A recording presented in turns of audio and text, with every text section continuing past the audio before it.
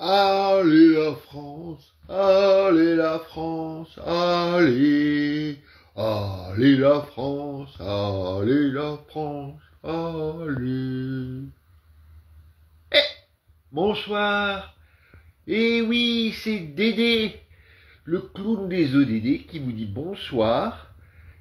On est dimanche, il est 19 h et c'est le moment de se mobiliser pour l'agenda 2030.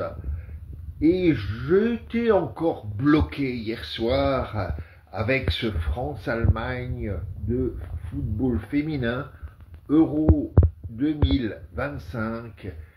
Eh bien non, la France n'est pas qualifiée et c'est l'Allemagne qui sera en demi-finale. Mais c'est aussi l'Allemagne qui, dans demain ou après-demain, va présenter son rapport qu'on appelle VNR, Voluntary National Review, donc sa revue nationale volontaire sur l'agenda 2030, les ODD en Allemagne. Donc, si la France n'est pas en demi-finale, et elle n'est pas non plus en train de se préparer à présenter son bilan ODD aux Nations Unies à New York, c'est bien l'Allemagne qui va le faire. Et donc, nous allons suivre cela dans les jours qui viennent. Oui, ici, nous parlons Agenda 2030, nous parlons 17 objectifs de développement durable. Ensemble, pour les objectifs de développement durable, nous parlons aussi promesses de cet agenda, les 2 promesses transformatrices. Ne laissez personne de côté et atteignons les plus éloignés en premier. Alors, c'est quoi cette actualité Agenda 2030 cette semaine? Eh bien, bien sûr, c'est ce qui se passe à New York depuis le lundi 14 et qui va continuer encore quelques jours. En général, les derniers jours du forum politique de haut niveau, le HLPF, qui se passe donc à New York à l'ONU pour le développement durable, c'est le moment où on fait le point sur l'agenda 2030 et en général les derniers jours, et donc ça veut dire demain, après-demain et peut-être mercredi si ma mémoire est bonne, c'est le segment ministériel. C'est le moment où aussi des ministères, des différents gouvernements, des pays qui sont signataires de l'agenda, il y en a 193, attention, ce n'est pas rien, eh bien ces ministres se réunissent pour des réunions où notamment ils adoptent la déclaration ministérielle de l'année. Donc, restons attentifs car cette déclaration ministérielle va peut-être encore être modifiée, elle est déjà un peu prête, mais elle va donc être un guide, un signe de l'élan qu'ont nos pays pour cet agenda transformateur, cet agenda auquel nous croyons, qui a commencé en 2015 et qui se terminera fin 2030. Il reste donc 5 ans et il y a encore beaucoup à faire pour atteindre tous les indicateurs, tous les objectifs cibles des 17 objectifs principaux. Donc, demain et dans les jours qui suivent, on continue à regarder le fameux hashtag HLPF ou hashtag HLPF 2025, peut-être aussi hashtag FPNH, Forum Politique HN, de haut niveau. Voilà donc un peu la grande actualité ODD du moment au niveau international. Et alors, on pourrait dire encore au niveau international, vous le savez certainement si vous me suivez depuis très longtemps, je suis un fan du 18 juillet. Le 18 juillet, c'était il y a 2 jours, la journée Nelson Mandela, le Mandela Day. Et vous savez peut-être que Mandela est un de ceux qui, avec Brzezinski ou Gandhi, ou encore Martin Luther King, ont été ceux de l'affirmation de la lutte nécessaire pour mettre fin à la pauvreté. Et cette année, le Mandela Day correspond aussi, 2025, aux 20 ans, au 20e anniversaire du lancement de la campagne Make Poverty History. Donc, faisons de la pauvreté une affaire de l'histoire, une affaire du passé. Make Poverty History, c'est en 2005 qu'à Trafalgar Square, Nelson Mandela faisait ce fameux discours où il reprenait aussi des formules qu'avait eu Joseph Brzezinski, donc un Français, autour de la possibilité de mettre fin à la pauvreté, car la pauvreté était une affaire des hommes, faite is human-made. La pauvreté est de notre responsabilité. On pourrait dire, même certains le disent aujourd'hui en Europe, comme IAPN, le réseau européen de lutte contre la pauvreté, la pauvreté est un choix politique. La pauvreté est un choix politique. Et si je m'attarde à la question de la pauvreté, c'est que quand on lit l'agenda 2001, quand on lit ses premiers articles, il est clairement mentionné que le défi principal de cet agenda est de mettre fin partout et sous toutes ses formes à la pauvreté d'ici 2030 et que c'est un objectif central pour la réalisation d'un développement durable. Donc la fin, l'éradication de la pauvreté et de l'extrême pauvreté. Donc Nelson Mandela est là pour nous aider à mobiliser autour de cet objectif et j'espère que vous avez pu, là je vois apparaître l'ODD 4, ça me fait penser à cette fameuse citation, cette fameuse phrase de Nelson Mandela. Oh là là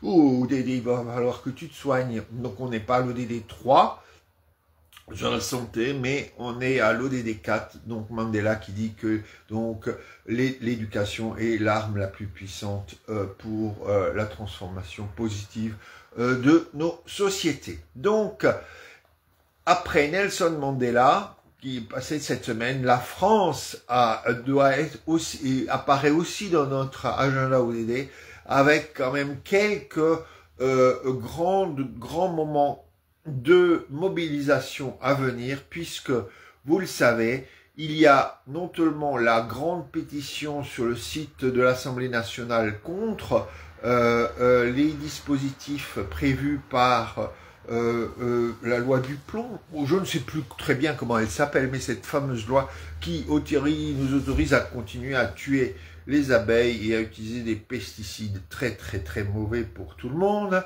Donc la semaine dernière, c'est quand même petit à petit cette grande mobilisation contre la loi du plomb qui peut-être est une mobilisation aussi pour l'agenda 2030. Donc je vous invite, si vous suivez ODD déjà dimanche et si vous sentez que c'est quelque chose qui correspond à vos valeurs, je vous invite à soutenir cette pétition contre la loi du plomb.